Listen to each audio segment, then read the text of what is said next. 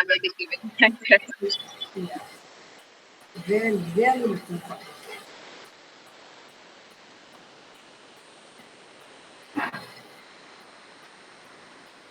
Who's hosting this session?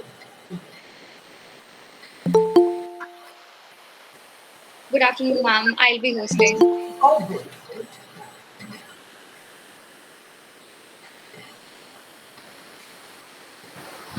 Good afternoon, ma'am. Saurabh, good afternoon. I was just going to wish you. How are you? Good to see you. Thank you, ma'am. I love your commitment. Hi, OP. Good afternoon, sir.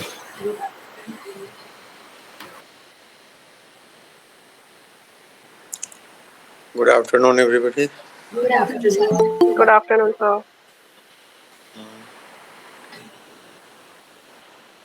Amrit ma'am has also joined.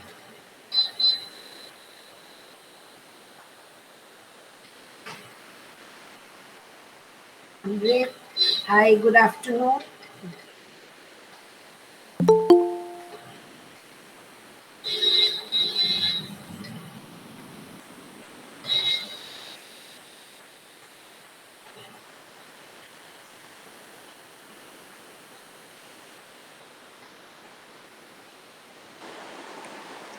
Good afternoon, everyone.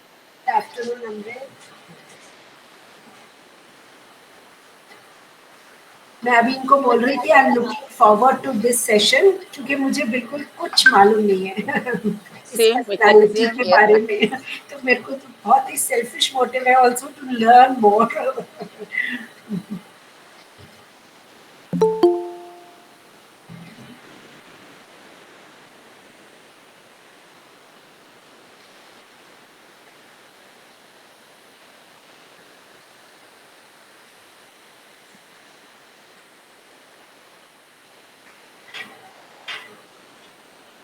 How was your entrance exam, Saurabh? Ma'am, it went well. Good, good. When are the results expected?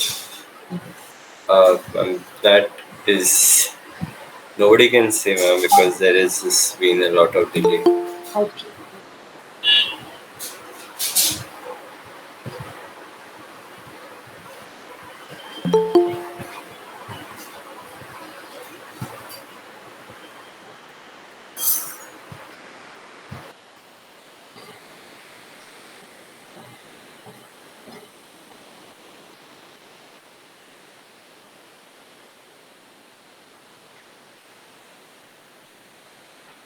So I think next week we'll have to give it a break and then have it the week after the semester break, right? That's what. Yeah. Uh, can I ask when is the semester break though? Like from when to when? Next week. Next week. Okay, the entire next week. Yeah.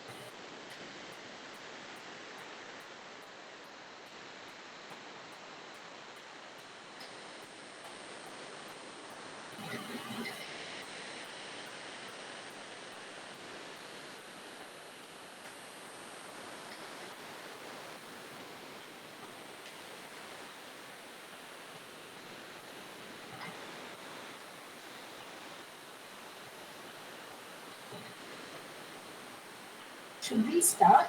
Good afternoon, Sudha.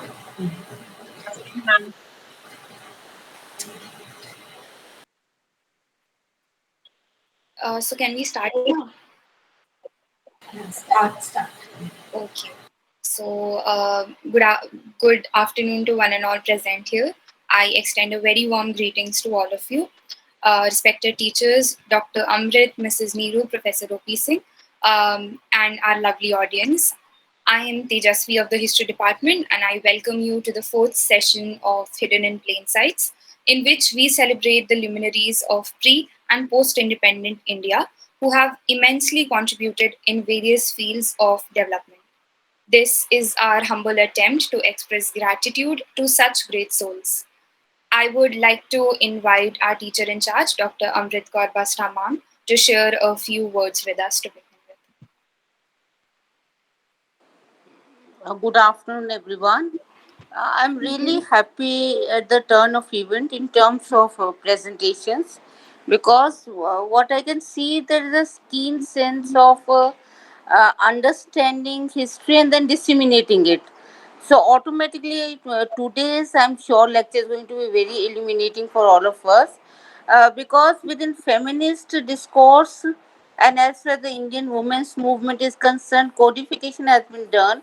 I'm sure Dr. Sinha she must have been kind of written about and also alluded to.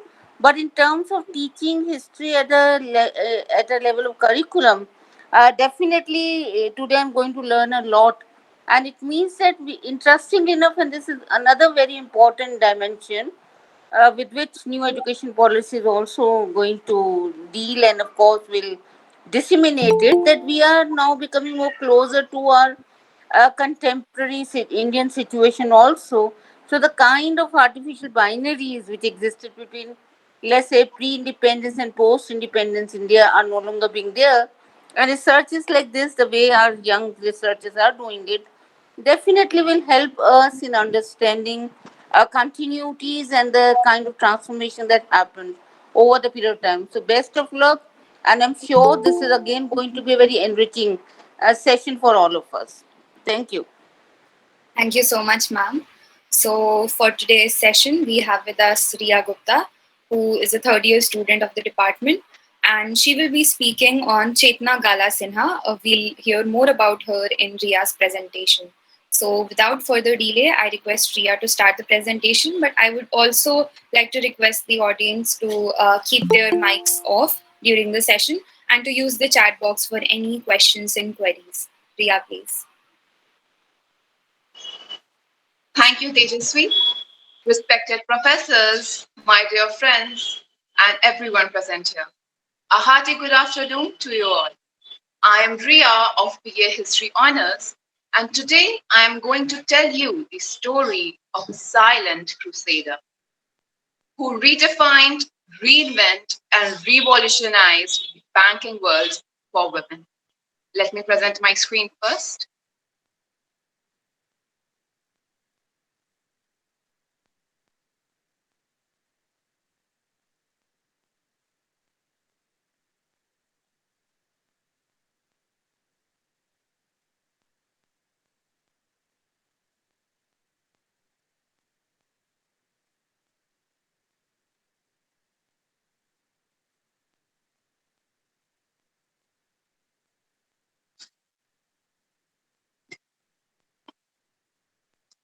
Is it visible to you all? Yes, Riya. Okay, thank you. A bank. A bank, as we all know, it's a financial institution that accepts deposits from the public and creates a demand deposit while simultaneously making loans. That's good, but why do we need banks? The significance of banks is not recent, but quite old, dating back to around 2000 BC, when the merchants from Assyria, Sumeria, and India gave grain loans to farmers and traders who carried goods between cities. Later, it was carried on by the Roman Empire, But the crucial historical development of a banking system happened in Renaissance Italy, and particularly in the affluent cities of Florence, Venice, and Genoa. And today, banks are still imperative to keep running the financial lifeline of the economy and help people to secure their savings. But for most people in India, the first point of contact with the banking system is through a savings account. It allows you to deposit your savings and assess the seed as when you need, and while also earning handsome interest on the maintained balance. But do you know this common facility of ours is quite rare for those who needs them the most. I was also unaware about this discrimination until I found out about the star of our today's discussion, Mrs. Chetna Gala Sinha. She's a powerful force in the banking world, giving it a whole new dimension. I quote her: never give poor solution to poor people. They are smarter than you. This realization struck early in the life of Chetna Gala Sinha, founder and chairperson of Mandeshi Bank and Mandeshi Foundation. In 1996, Chetna Gala Sinha founded Mandeshi Foundation in Mehsar, a drought-stricken area of Maharashtra, with the aim of economically and socially empowering rural women. In 1997, she set up the Mandeshi Mahila Sahakari Bank, India's first bank for and by rural women. Sinha grew up in Mumbai in 1970s and 1980s in the heyday of political activism. While in college, she did her BCom and has her master's in economics from Mumbai University. She was drawn to Jayaprakash Narayan's brand of socialist politics, inspired by the Gandhian leader. She also started volunteering in Indian villages, and while doing so, she came across the dynamic young farmer leader Vijay Sinha. She fell in love with him, and in the passion of youth, she decided to marry him and move to Maisar, a small village in Maharashtra.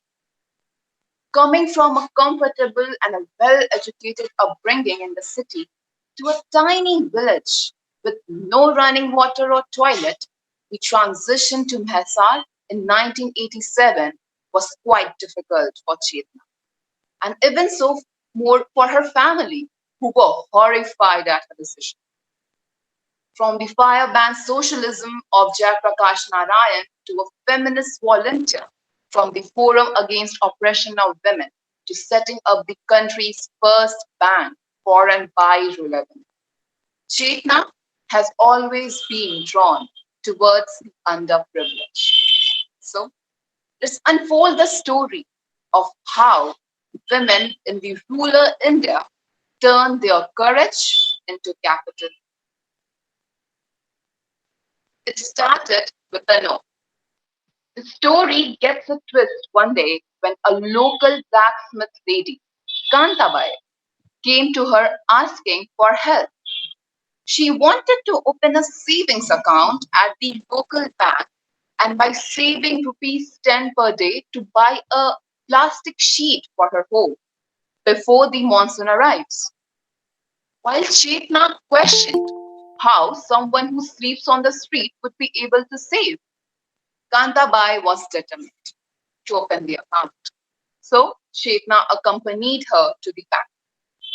But the bank refused, saying the amount was too meager and their request is quite absurd. This denial led Chetna to think, if these banks are of no help to us, why not I start my own bank?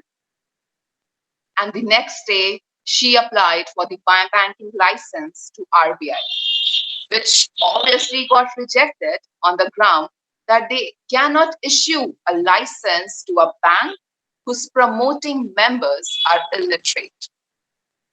But they remain undeterred, and as always, their Josh was high. This no served as an opportunity, and they decided to educate themselves. So they started taking evening classes after they get back from work. After 3 months of persistent efforts, they again applied for their banking license and challenged the officers if they could calculate the interest of any principal amount faster than those women without using any calculator. If the women win, then they have to give them the license. And if they cannot do so, the bank can refuse it. And needless to say, they got their banking license. And Chetna's dream to set up a bank for women like Kantabai came to fruition. 1,335 women pooled their savings of approximately 7.8 lakhs and set up the first bank for and by rural women in India. In the beginning, it was not an easy task. Initially, banking operations enrollments stagnated and then dwindled because women had to walk miles to get to the bank. That's when Chetna started doorstep banking. And when the digital wave swept the country, she introduced digital banking. However, the rural women refused to do banking with 4-digit PIN codes. So Chetna introduced biometric banking using thumbprints to complete transactions. The rural women hailed this saying, people can steal my PIN, but nobody can steal my thumb. So now you see, thumbs as we usually believe it to be as a sign of illiteracy, but now it has become their power. So you might be thinking then, what's make them unique? Are they not like other banks? No, they are not. They are way different from them. To facilitate cash flow for the banks, Chetna has introduced several novel schemes, including no property, no problem. Women can simply form a group of 3 to 4 members and take a loan together. While these are individual loans, they serve as a guarantor for each other, and they also help prepare the documents and set a convenient repayment schedule before disbursing the funds. The next, business training and support in their business schools for rural women, and Chamber of Commerce for rural women micro entrepreneurs have supported over 400,000 women startups and expand their businesses and also help them to assess new markets and customers. And innovation during the demonetization crisis. So when demonetization struck India, micro entrepreneurs who operate out of weekly markets and transact in much smaller amounts were more troubled. An immediate solution was needed. Many state banks have large reserve of coins. So Mandeshi Bank contacted their local SBI branch and collected their change. And their local teams then worked overtime to make and distribute pouches worth 500 and converted their business school on wheels bus into a bank on bus. Nearly 5,000 people from 6 weekly markets benefited from this initiative. A first of its kind cash flow facility. The thousands of women vendors across dozens of village weekly markets currently benefit from this cash flow facility to build their working capital by taking a loan in the morning and pay a portion of it, just a portion of it, back in the evening. Given that there are 30,000 weekly markets across India, this is this initiative has tremendous potential to scale up this product. Then going beyond microfinance, their Unnati Loan is more seasoned women entrepreneurs who were keen to significantly scale their businesses. After successfully paying off numerous cycles of small microfinance loans, they provide credit lines between 40,000 to rupees 5 lakhs. They also sponsor activities that will be profitable, keeping in mind the skills and resources of the women concerned. And also, they survey local markets so that they can customize product for their economic activity. For example, their bank has organized a group of vegetable vendors and provided training on how to grow vegetables without using any pesticides or fertilizer, which are expensive. Next, when the street vending stopped, especially in the pandemic, the markets were closed down. So Mandeshi Bank recognized families and started giving relief on humanitarian grounds. Provided virtual training to women. More than 300 women were making more than 100,000 masks during pandemic.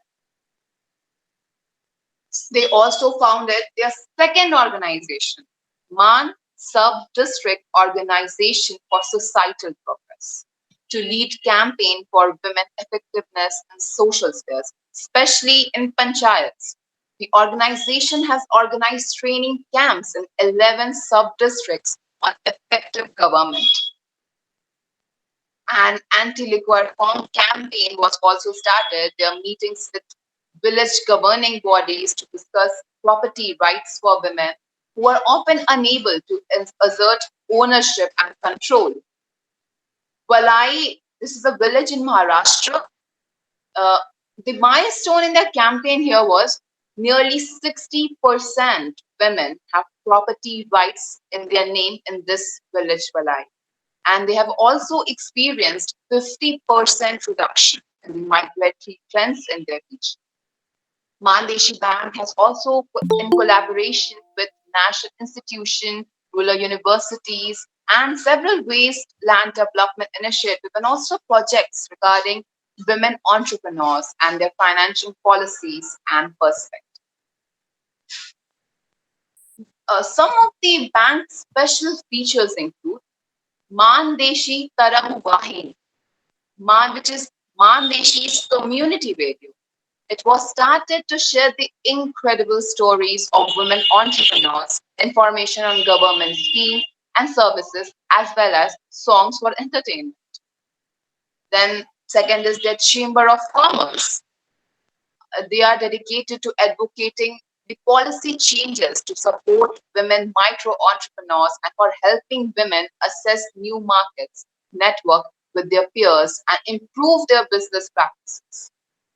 Next is their business school, providing training aimed at building practical and technical entrepreneurial skills that help women set up and expand their business. They also run mobile schools out of buses to offer courses to women in the remotest areas. Also, have over a dozen of different courses that range from workshops and short duration courses to a year-long Deshi MBA program. Now let's look at the progress that the bank has made in the 2 decades. Today, Mandeshi Bank has total amount deposited over 97 crores and has 200,000 plus account holders in 8 of their branches in Mysore, Gondavale, Badush, Dahibari, Satara, Lonar, Thayari, and Kamothi. 111 plus total working capital is there right now. And 26,000 plus number is their memberships. And the total value of the loan given is even more than 500 crores. Also, their loan repayment rate is quite high, over 96%, which is quite rare to see in banks. So, to honor her exemplary work, her courage, her innovation, Chetna Gala Sinha has been awarded the Nari Shakti Puraskar, India's highest civilian award for women. She also served as a co-chair of the World Economic Forum in Davos 2018 in Switzerland. She has also co-chaired. She also a co-chair of financial inclusion at the V20 Summit 2018 in Argentina. She is a Yale Fellow, Schwab Fellow, and Ashoka Fellow as well. In the Forbes India's Leadership Award 2017, she was recognized as the entrepreneur with social impact. And the list of her award is just endless, and so has her dedication. But as you know, difficulties do make jewels. Jewels. By now, we all are aware about who Chetna Singh is and why Mandeshi is a true gem, right? But it is also important to take a look on the ground reality away from Hesar to see how significant her work is. So once Chetna designed a product for women wage laborers who earned on daily basis. She provisioned them to save a small amount in a box. And when that box gets full, the money can be transferred to their saving accounts. But not everything is as rosy as this plan is, because even before the bank representatives could reach those women, their sly husbands would steal away their money by force, and everything shattered. So, what do you think? Who is responsible for that? Because these instances are not new and are much common in rural and even urban areas. So, I completely agree with what Chetna says. It's not only the access to finance that matters, it is the control of finance too. Her exclusive focus is on small and micro women entrepreneurs, which seems justified when we see the World Economic Forum report that says if we want to close gender gap, it will take 135 years. 135 years. And Bloomberg said it would take 213 years. You see, what a long time. So the question is, are we going to wait that long? But the reality seems changing because women entrepreneurs at the grassroots aren't willing to wait. They have prepared to take the risk, whether in form of capital or access to markets. They are registering themselves on state e-commerce, micro, small and medium enterprises platforms such as Udyam or Udyogadhar, buying smartphones, improving their credit scores, and making themselves bankable. In the pandemic also, we saw that women actually drove the economy with their household businesses, and they want to scale up, but this eventually gets impeded by these supply side stakeholders because of their lying bits of prejudices, skepticism, patriarchal ego, or maybe just whims. And today, while the microcredit industry is massive, totaling more than 20 billion US dollars, we have yet not graduated from the microcredit to micro enterprise because bankers are still nervous of lending to women, even if they have a strong credit history from being part of a self help group. Moreover, to address the bigger challenge is finding the investors who will invest in women-led enterprise, whether grassroots or commercial start. Moving forward, let's look where governments lack prudency. Bharatiya Mahila Bank, which was founded in 2018, much later than Mandeshi. was a fully owned subsidiary of SBI based in Mumbai, but now it was merged with State Bank of India under CEO Usha Anantha Subramaniam.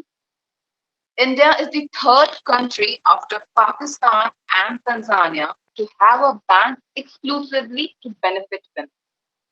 In my opinion, this is a good move towards extending the horizon in the business, of course.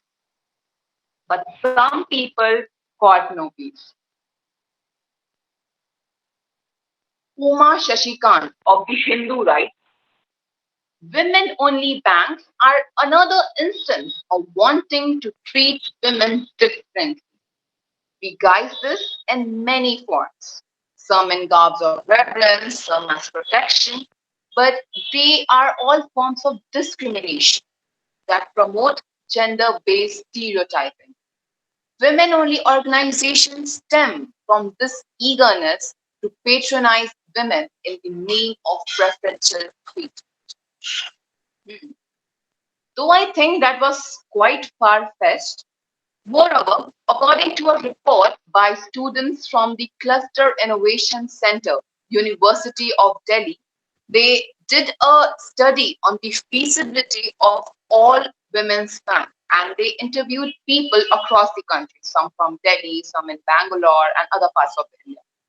In the interview, they found that many women in India would prefer to walk into a branch run by women. Even I would like to do so. And the main contributing factor of this choice was they felt well heard and more comfortable taking their help. So, what's more need to be done? States such as Andhra Pradesh, Telangana, and Odisha, where political leadership is invested in supporting micro enterprises, Grameen Bank, Self Employment Women Association Seva, and other created the business model and took it to scale, worked with government to incorporate CIBIL rating. CIBIL rating is actually a record of borrowers' repayment and debt. However, showed a surge in participation. Mandeshi Bank, which has 8 branches across Western Maharashtra, has a wide popular base. And despite being close proximity to such states, there is a lack of initiative by government to extend public-private partnership to such corporate banks to proliferate their network for rural women banking and capital loans.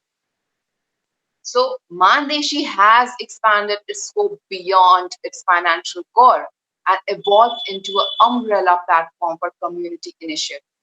They also organize cattle camps, building check dams, running a local radio station, and also support sports talent hunts in Western Maharashtra. There's also a large mural on posters of overflowing water in an otherwise parched river, of rural women queuing up in front of ATMs, not wells. And this is the evidence that their drive is still relevant even after 2 decades. You know, Chetna's USP, the unique selling proposition, lies in straddling lofty theories with their realities at grassroots, in abandoning armchair activism and translating her vision into practice that work in a local context. Mandeshi provides a powerful platform for women's empowerment in India. It sets itself apart from being one of the only organizations focusing on both access to finance on one hand and to financial and business literacy on the other. A strategic philanthropic foundation that connects funders with social enterprises. From Mumbai to Mehsar, Sinha has come a long way and is still shaping this journey to remember. Hence, we saw how courage can be our greatest asset and can also be turned into capital. In this age of women empowerment, where women are excelling in all walks of life, a savings account is now must for women to manage their banking transaction. And this idea is capitalized by Mandeshi Bank from the very start. I hope you all enjoy this inspiring story. But before winding up, I would like to share my few takeaways from Chetna's journey. First, this is a lesson for the lifetime that I took away from her journey. The first is you can do something for every issue. So it's basically mean that how she used her challenge. Like it was challenging to live in a small village where you are not provided with even the basic amenities. She used that challenge and she used it very well as a blessing in disguise when they were denied of the savings account because it was just 10 rupees. Then she thought a very innovative idea of starting own bank. Second, this is that inspiration is all around you. This is a very crucial life lesson that Chetna has always talked about. She always say that the courage of the women around her is her major capital. That's what keeps her going. You know, we just need to sometimes situation comes which are very adverse. We just need to reprioritize our goals and let others the positive energy to encourage us. Courage is the key ingredient. So, as you know, no courage, no glory. That's what it is. Because because if Chetna has not if Chetna has not taken that step that time of opening her own bank, she would have not achieved this milestone that she has today. You know, just because they earned in 10th and you earned in 1,000, I don't get the luxury to open a savings account. That was a discrimination, right? Fourth, the sky is the limit. Be purposeful. Like she discovered her purpose. She know that she need to dedicate her life to rural women, and she is now in much peace. And her purpose drives her to the state where she is today. And it's all about love. It's the love that started at the first. Like if she has not fell in love with Vijay Sinha, she would have never gone to Mehsar, and she had never met Kantabai. But everything turned out that way just because of her love, and everything is lovely. So thank you everyone for listening to me, and with all that love, have a lovely evening ahead. And these are some pictures of Chetna Sinha with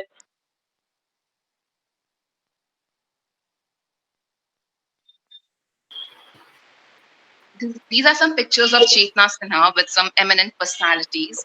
As the first, you can see she's with APJ Abdul Kalam. And in the second, she went to a conference where she met Barack Obama.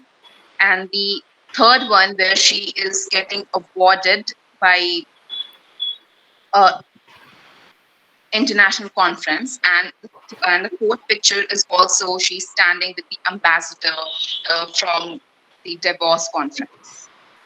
Thank you so much, everyone.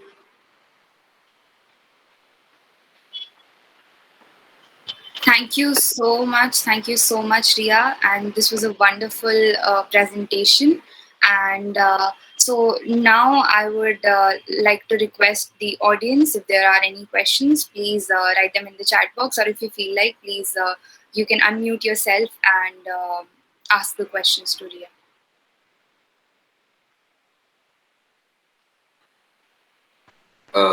I actually have a question. It's not really one question. It's like multiple question based on one particular theme. So can I ask? Yeah, sure. Okay. Absolutely. Okay.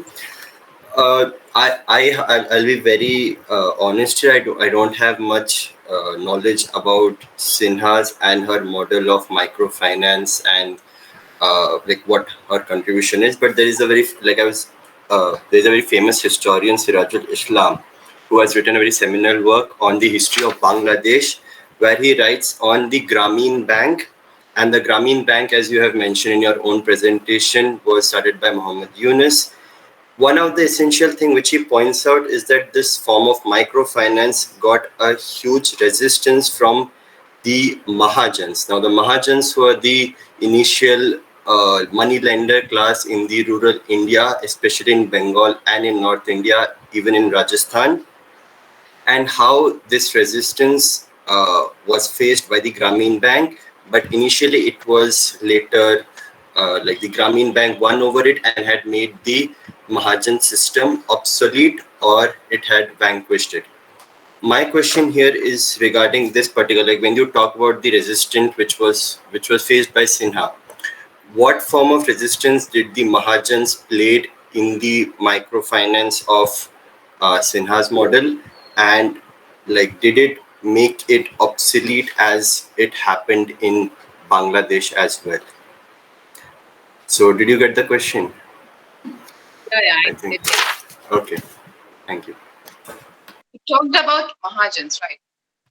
But when Sinha encountered Kantabai and every women, there was no such provision for them to take credit from any Mahajans or lenders.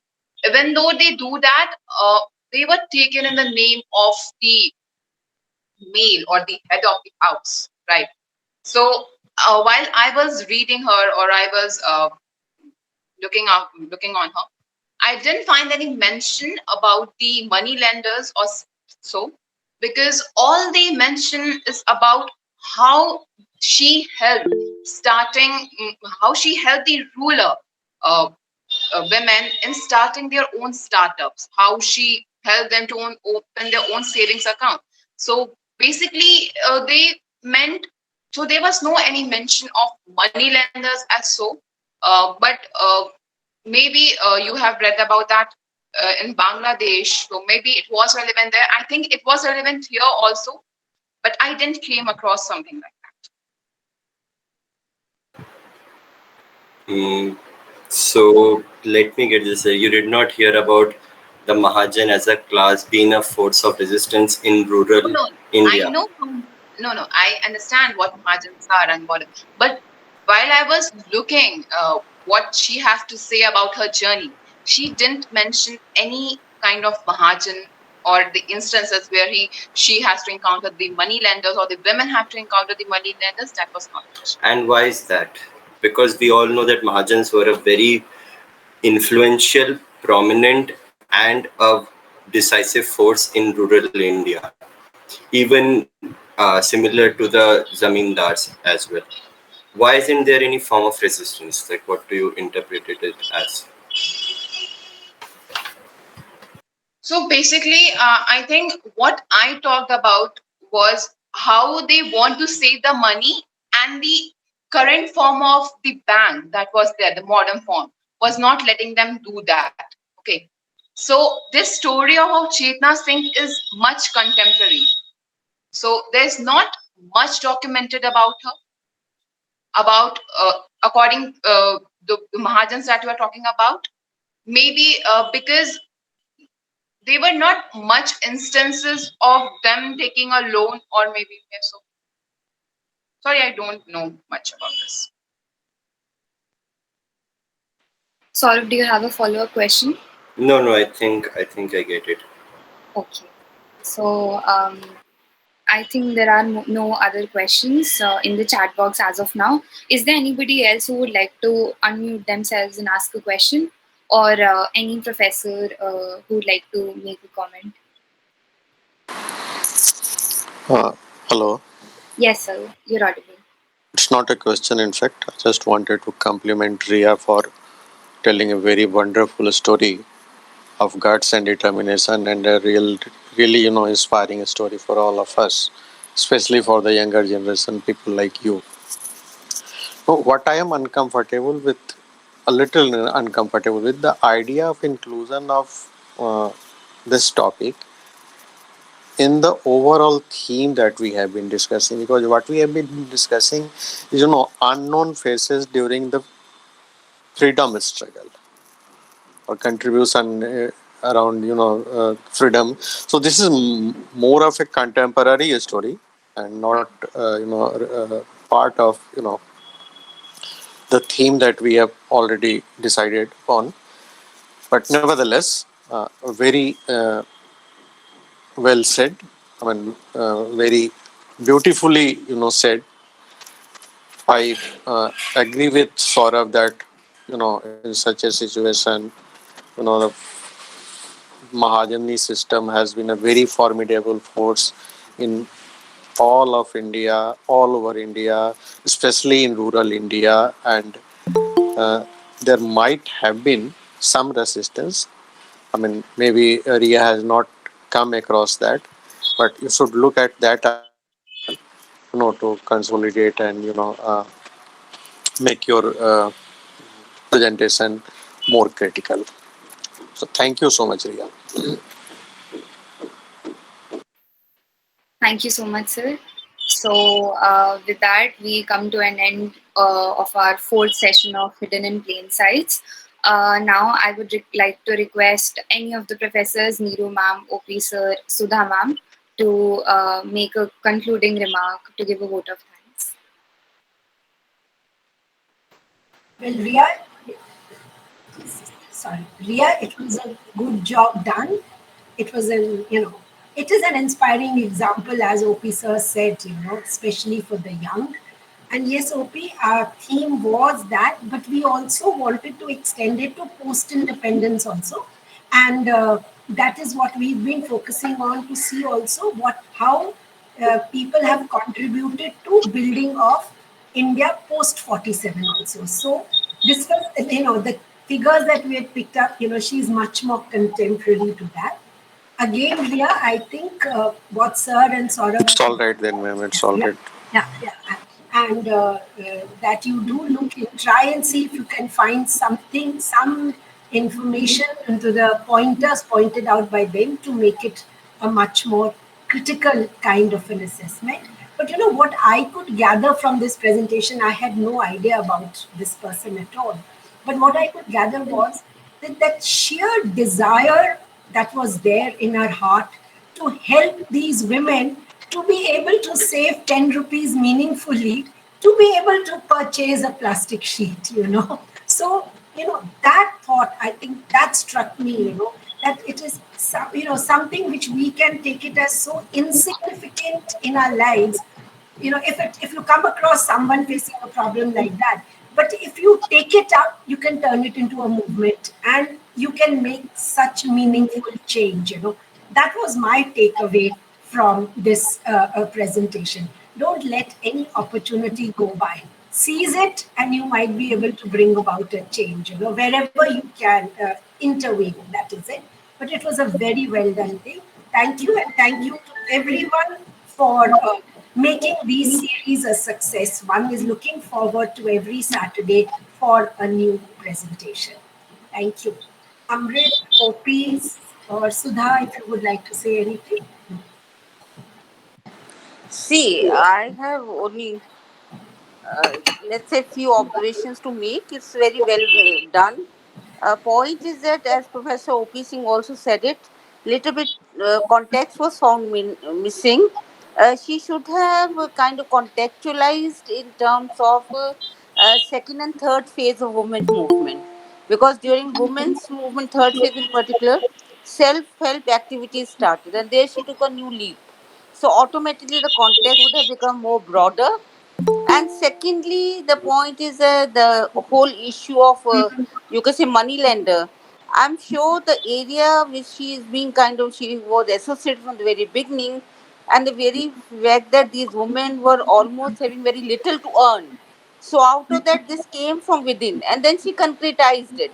And it could have brought to the present day times a way now, you say, without depositing even a single rupee, accounts have been opened for everyone. So that becomes another process of enabling, because after all, women are not working in isolation. They are not even working at the level of women per se. Gender and social relations are more kind of valued. So in that context, automatically the material she is kind of sourced. And that roundedness could have been there. Otherwise, brilliant presentation.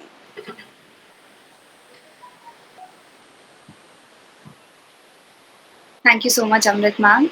Um, uh, any other remarks, interventions by any teacher? Sudha ma'am, would you like to add something? Uh, Actually, I just wanted, like, it's not a question, but it was more like even I spoke to, I think, Neeru ma'am or Pratyush last time about it, that uh, as a student of history, uh, one should cite their sources, or what we call as the bibliography, at the end of the presentation, so that it looks like there is some form of research, or there is some form of study which is being done on the so and so topic. I'm sorry. Even in the earlier presentation, there was no sources either in the PPT or being said by the speaker, which actually misses out the very basic form of writing of history.